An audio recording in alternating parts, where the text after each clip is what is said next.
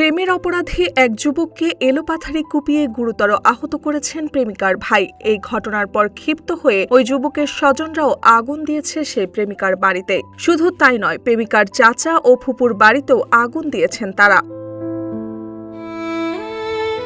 ২৬ April রাতে নরসিংদীর মাধবদী খরমুদ্দি এলাকায় এই ঘটনাটি ঘটে। আহত প্রেমিক সাজ্জাদ হোসেন পৌর এলাকার খরমুদ্দি মহল্লার মাহতাব মিয়ার ছেলে। ঘটনার পর তাকে উদ্ধার করে উন্নত চিকিৎসার জন্য ঢাকা মেডিকেল কলেজ হাসপাতালে পাঠানো হয়।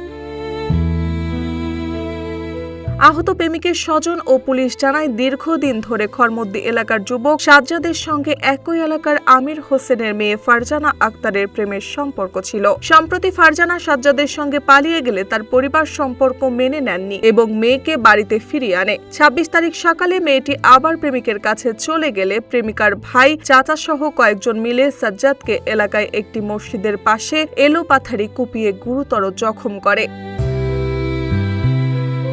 পরে আশেপাশের লোকজন এগিয়ে এলে হামলাকারীরা পালিয়ে যায়। এরপর স্থানীয়রা তাকে উদ্ধার করে চিকিৎসার জন্য ঢাকায় পাঠায়। এই ঘটনায় ক্ষুব্ধ হয়ে সাজ্জাদের পরিবারের লোকজন প্রেমিকার নিজ বাড়ি, তার চাচা ও ফুপু সহ ৪টি বাড়িতে পেট্রোল ঢেলে আগুন জ্বালিয়ে দেয়।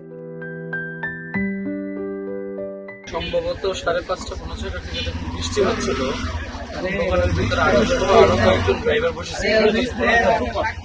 আমি সহ আরো কয়েকজন ড্রাইভার বসেছিলাম। বৃষ্টি কিছুটা কমার পর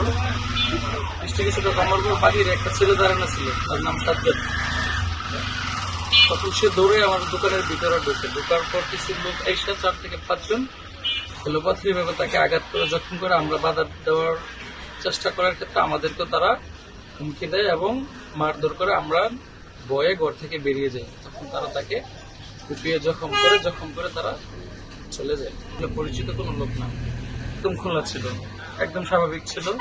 বয়স এমন ৩০, ৩৫, ২৫। কোপাইছে আপনার চাপাটি আর ছিল আপনার চাইনিজ কুড়ালের মতো, মানে বিভিন্ন ধরনের অস্ত্র ছিল। ৪ থেকে ৫ জন। তাই আপনার মেয়ে সংক্রান্ত বিষয় নিয়ে মানে বিয়ে হয়েছিল কিনা, কি ছেলের বোন, এই বিষয়টা নিয়ে।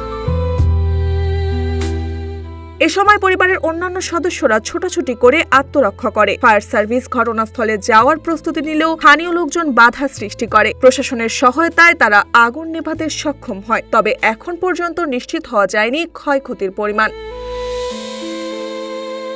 আপনারা জানেন যে আগুনটা হলো উচ্ছৃঙ্খল জনতা কর্তৃক আগুন ছিল এবং চারদিকে একটা মারামারির একটা ছিল। তো আমরা যখন আমাদের পার্শ্ববর্তী আগুন আমরা দেখতেও পেয়েছি এবং সংবাদ পাওয়ার সাথে সাথে আমরা যখন মুভ করবো, গাড়িটা বের করার সময় এই উচ্ছৃঙ্খল জনতা লোকজন এসে আমাদেরকে অবরুদ্ধ করে রাখে। তো আপনারা ভিডিও ক্লিপ এগুলো দেখেছেন এবং আপনাদেরকে দেখানোর চেষ্টা করেছি। তো যখন আমাদেরকে অবরুদ্ধ করে রাখে, আমরা এখানকার থানার ওসি সাহেবকে ফোন করলাম যে আমাদের এখানে এই অবস্থা, আপনি তাড়াতাড়ি পুলিশ ফোর্স পাঠান। উনি তড়িৎ গতিতে পুলিশ ফোর্স পাঠানোর পরে আমাদের এখানে পুলিশ ফোর্স আসলো। আসার পরে ওনারা বললো যে ঠিক আছে, আপনারা এখন বের হন। আমরা গাড়ি নিয়ে বের হয়েছি, গেট পার হবো, এই অবস্থা নিয়ে পুলিশের উপস্থিতিতেই আরো একটা দল মহিলা থেকে শুরু করে কিছু লোকজন ভিতরে এসে আমাদের গেটটা ভেঙে ফেলি ধাক্কাধাক্কি করে, এবং পুলিশ কিছু লোক ভিতরে চলে আসলো। তো আমরা এখানে দাঁড়িয়ে তাদেরকে বোঝানোর চেষ্টা করলাম যে আপনারা এরকম করতেছেন। ওনাদের একটাই উদ্দেশ্য ছিল যে এখানে কোনো অবস্থায় আগুন নেওয়াতে আপনারা বের হতে যেতে পারবেন, যদি যান আপনাদের গাড়িতে আগুন ধরে দিবে। তো আমরা ওয়েট করলাম এখানে। তো আবারও পুলিশ ফোর্স চাইলাম। আমরা ইউনো ম্যাডামকে ফোন করেছি যে আমাদের এই অবস্থা, আপনাদের পুলিশ ফোর্স যদি না পাঠান তাহলে আমরা আগুন নেওয়াতে যেতে পারতেছি। তারপর আবার এক গাড়ি টিম আসলো। আসার পরিপ্রেক্ষিতে পুলিশ ফোর্স চারদিকে আমাদেরকে সেভ করে আমরা যাই। আগুন গিয়ে দেখি এখানে 3টা, মানে ডাক্তার আমির হোসেনের বাড়ি এবং আবু সিদ্দিকের বাড়ি, আমরা 3 ভাইয়ের বাড়িতে আগুন ধরিয়ে দেওয়া হয়েছে। আগুন লাগতেছে, জ্বলতেছে। আমরা তড়িৎ গতিতে আগুন নির্বাপনের কাজ করতেছি। পাশাপাশি আবারও আরেকটা সংবাদ পাইলাম যে এর পাশেই আরো 100 গজ দূরে ওনারই এক আত্মীয়র বাড়ি, যেটা হলো শাহিনের বাড়ি নামে পরিচিত, সেখানে আগুন ধরিয়ে দিয়েছে। তো সেখানেও আবার আমাদের একটা টিম মুভ করে সেখানে গিয়ে আমরা আগুন নির্বাপনের চেষ্টা করি। লাইলির বাড়ি আর কি। এই মোটামুটি 3টা আর একটা 4টা বাড়িতে একসাথে আগুন। তো আমরা নির্বাপনের চেষ্টা করি। আগুনটা সম্পূর্ণ নির্বাপন করতে সক্ষম হয়েছি আমরা 21:10 মিনিটে। ক্ষয়ক্ষতির পরিমাণ আসলে 4টা বাড়ি, তো এটা এখনো আইডেন্টিফাই করে বলা যাচ্ছে না, তদন্ত সাপেক্ষে সবকিছু বলা যাবে।